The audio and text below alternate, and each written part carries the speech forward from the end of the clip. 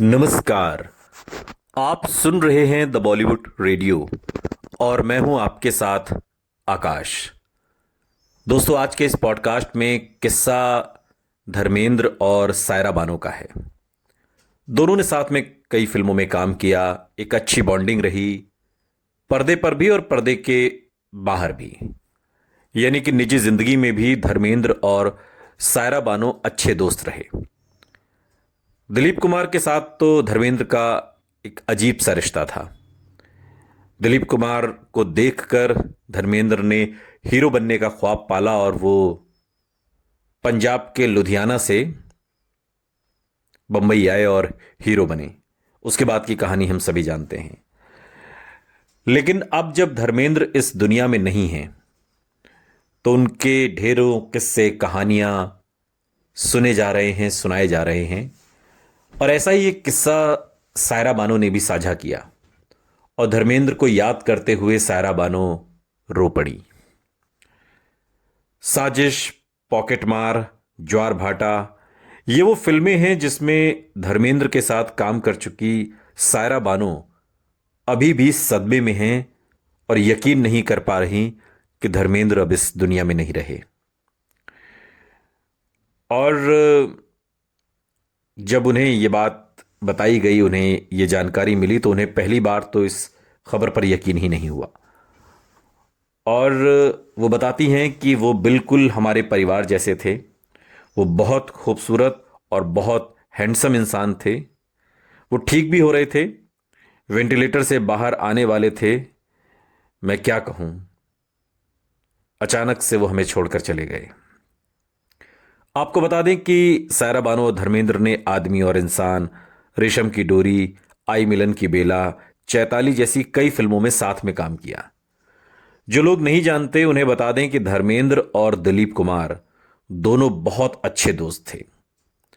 धर्मेंद्र तो दिलीप साहब को अपना गुरु मानते थे, क्योंकि ये दिलीप साहब ही थे जिनकी फिल्में देख देख कर धर्मेंद्र ने खुद पंजाब में एक गांव में रहते हुए हीरो बनने का ख्वाब पाल लिया और हीरो बने भी। जिस ऊंचाई को धर्मेंद्र ने छुआ, कहते हैं कि राजेश खन्ना का जब तिलिस्म हिंदी फिल्म इंडस्ट्री पर छाया हुआ था, तब सारे एक्टर धराशायी हो गए थे। लेकिन एक धर्मेंद्र ही थे जो राजेश खन्ना की आंधी में भी हिले तक नहीं।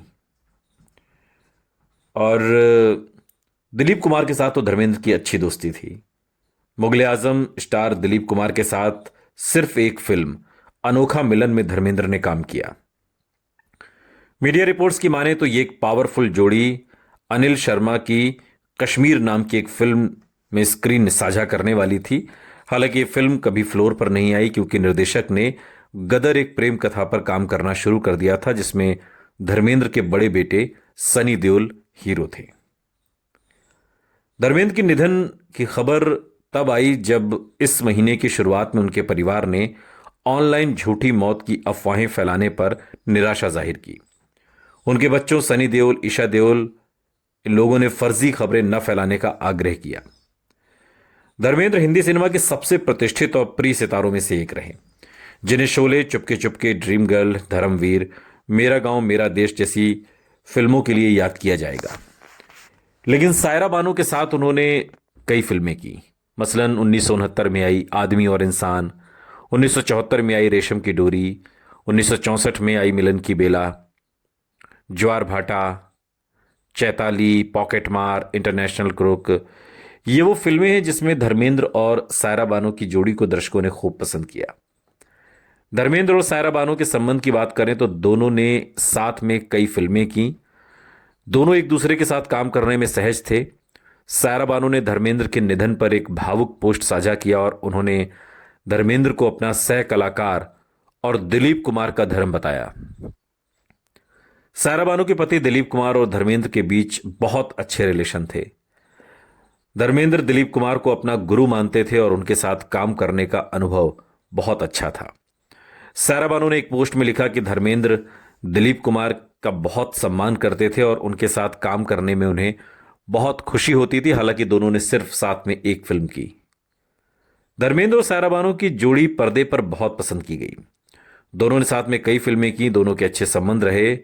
और लेकिन वो कहते हैं ना कि वक्त सबका एक दिन खत्म होता है, और इसी वजह से धर्मेंद्र भी इस दुनिया से रुखसत हो गए, हमें छोड़कर चले गए।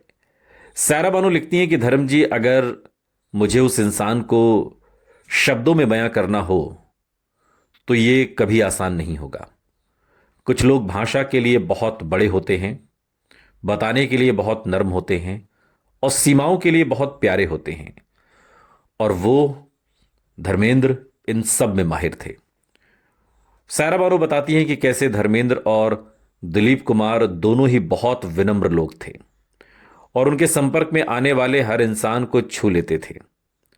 उन्होंने आगे कहा कि उनकी विनम्रता बिल्कुल दिलीप साहब जैसी थी, जो मैंने कभी किसी और में नहीं देखी।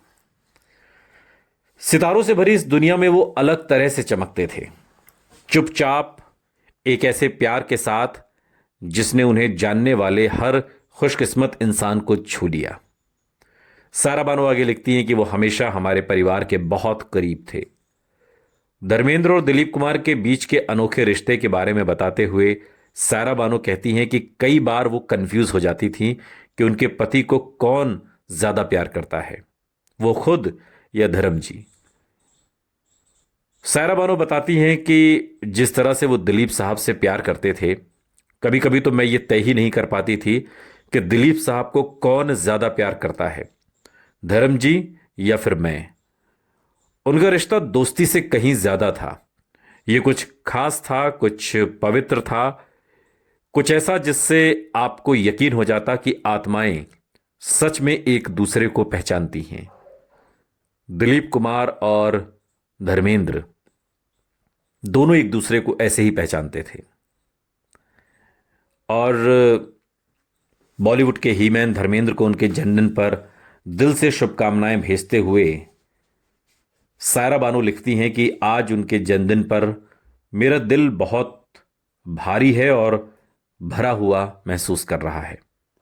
भारी इसलिए कि काश वो अभी भी हमारे साथ होते, और भरा हुआ इसलिए है क्योंकि मैं पूरे दिल से ये यकीन करना चाहती हूं कि वो एक बार फिर दिलीप साहब के साथ हैं। कहीं एक शांत अच्छी दुनिया में वो दोनों फिर से मिल गए हैं, हंसते हुए, बातें करते हुए, उस अनोखे रिश्ते को शेयर करते हुए जिसे सिर्फ वही समझते थे। सायरा बानो ने अपनी पोस्ट के आखिर में लिखा कि जन्मदिन मुबारक हो धर्म जी। आप भले ही यहां नहीं हैं, लेकिन आपकी अच्छाई, आपका अपनापन, आपकी विनम्रता हमेशा रहेगी, और आपके लिए हमारा प्यार भी हमेशा यूं ही बना रहेगा। सुनते रहिए द बॉलीवुड रेडियो, सुनता है सारा इंडिया।